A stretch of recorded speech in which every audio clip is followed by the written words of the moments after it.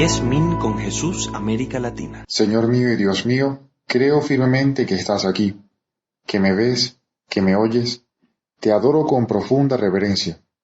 Te pido perdón de mis pecados y gracia para hacer con fruto ese rato de oración. Madre mía Inmaculada, San José mi Padre y Señor, Ángel de mi guarda, interced por mí.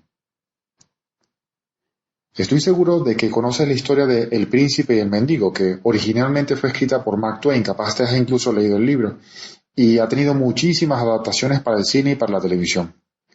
Así que no creo que estoy haciendo ningún spoiler del final, que ya seguramente conoces, en el que el mendigo Tom está a punto de ser coronado por equivocación como el rey de Inglaterra y sucesor de Enrique VIII. Pues resulta que en ese preciso momento entra el príncipe Eduardo a la sala donde se está produciendo la coronación e interrumpe la ceremonia, diciendo que él es en realidad el heredero del trono. Pero claro, el problema está en que el príncipe Eduardo tiene un aspecto que no concuerda precisamente con lo que está reclamando, porque está vestido de mendigo. De hecho, los nobles se niegan a creer que ese niño que se les aparece como un mendigo sea el verdadero rey. Pues al recordar esta historia me acordé también de esos memes que dicen parece chiste pero es anécdota, porque yo me atrevería a decir que Mark Twain se plagió esta historia, que es ficticia evidentemente, de una historia real que fue recogida por otro autor muchos siglos antes. Me refiero por supuesto al Evangelio de San Juan, que dice en su prólogo: el Verbo era la luz verdadera que alumbra a todo hombre viniendo al mundo. En el mundo estaba y el mundo se hizo por él, por medio de él, y el mundo no lo conoció. Vino a su casa y los suyos no lo recibieron. Resulta que este tema es muy recurrente en la literatura, porque además de lo que le sucede al príncipe Eduardo en esta historia de Mark Twain, ¿acaso no se parece también a esa historia de Odiseo cuando regresa a Ítaca, su hogar, después de 2 décadas, también vestido como un mendigo? Y ni siquiera su esposa lo reconoció.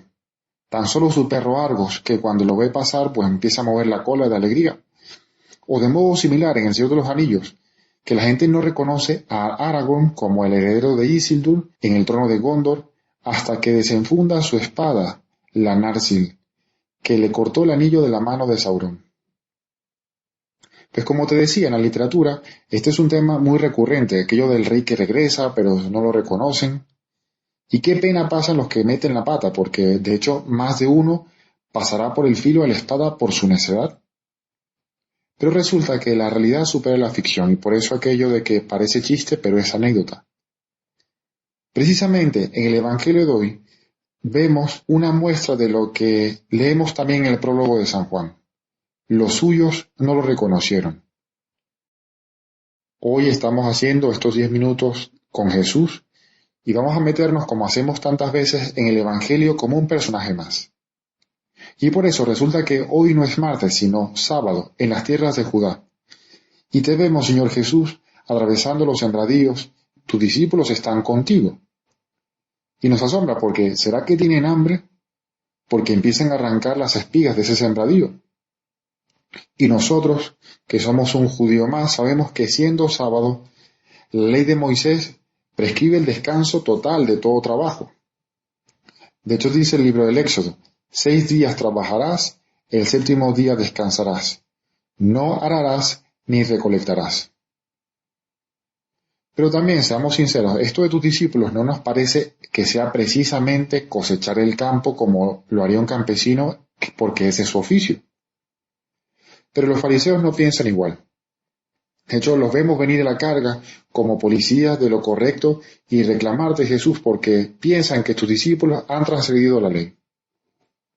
¿Por qué hacen en sábado lo que no está permitido?, te dicen. Y a nosotros, que ya conocemos lo escrupulosos que son, en cierto modo no nos extraña esta actitud. La legislación rabínica tenía una lista de 39 formas de trabajo que estaban prohibidos en sábado. Y en tiempos de Cristo estas 39 prohibiciones estaban en todo su rigor. Y entre ellas estaban, por supuesto, recoger la mies y atar las gavillas, porque eso salía también en el libro del Éxodo. Pero evidentemente se refieren al trabajo del campesino, que tiene otros 6 días de la semana para vivir de ese trabajo. Pero estos fariseos escrupulosos equiparan el arrancar espigas y frotarlas al trabajo de un campesino, y ese no era el sentido de la ley, y no era tampoco lo que estaban haciendo tus discípulos.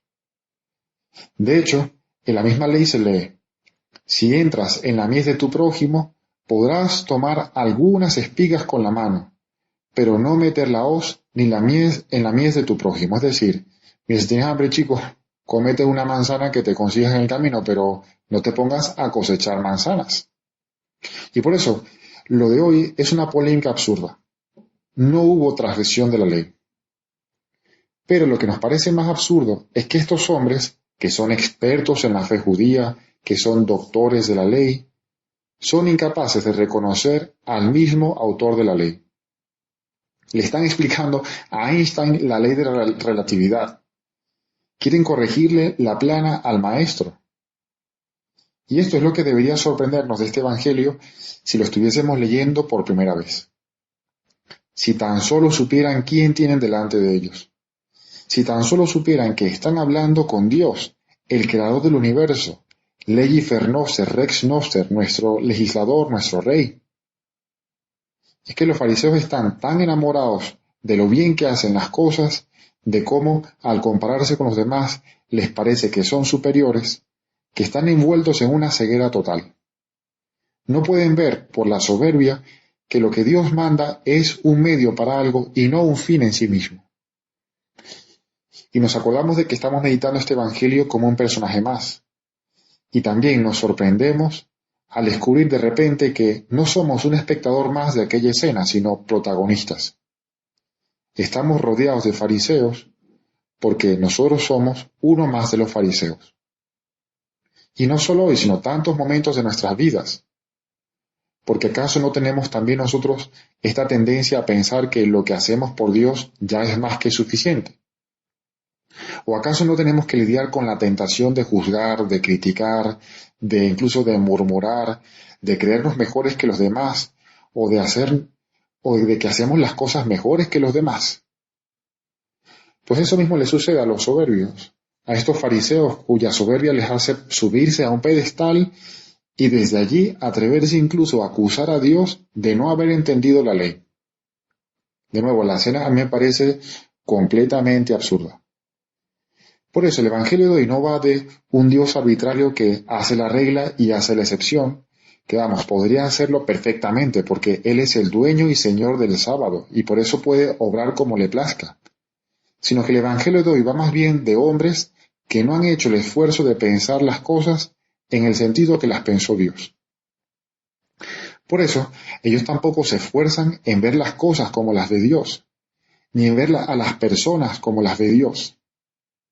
Ellos están tan cómodos con lo poco que hacen, que les parece demasiado, o al menos más de lo que hacen los demás, que no se dan cuenta de lo ridículo de su situación. Es que la soberbia también a nosotros nos hace caer en lo ridículo delante de Dios. Hoy los fariseos vienen a explicarle las reglas al que las hizo, probablemente porque no han entendido el motivo. No han comprendido que aquello iba más bien por el debido abandono en las manos de Dios, que el sentido del Shabbat era el dedicarle tiempo a Dios, de modo que el trabajo también los llevara a Dios. Como les sucede tantas veces, los fariseos han confundido el medio con el fin y están tan encerrados en su torre de marfil que no pueden reconocer que es Dios quien les da el sentido de lo que reclaman. No te olvides, amigo mío, que hoy estamos vestidos como un fariseo más. Vemos al Señor que nos habla con una paciencia infinita, como sucede tantas veces en la oración. Y nosotros tenemos, en cambio, este corazón nuestro endurecido, dispuestos a seguir en nuestra trinchera.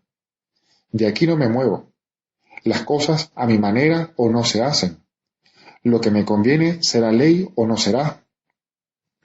Pues no caigamos en esa misma situación absurda de los fariseos, que no basta con tener delante a Dios. Debemos además tener esa apertura para que Él nos hable, que nos haga ver las cosas, que podamos obedecer libremente a sus mandatos, que Él nos muestre el sentido de nuestra vida, aunque nos cuesta a veces entenderla, que nos abra los ojos de la humildad y nos diga como a la samaritana en el pozo de Jacob, si tan solo conocieras el don de Dios, y quién es el que te dice, dame de beber. Te doy gracias, Dios mío, por los buenos propósitos, afectos e inspiraciones que me has comunicado en esta meditación. Te pido ayuda para ponerlos por obra. Madre mía Inmaculada, San José mi Padre y Señor, Ángel de mi guarda, interceded por mí.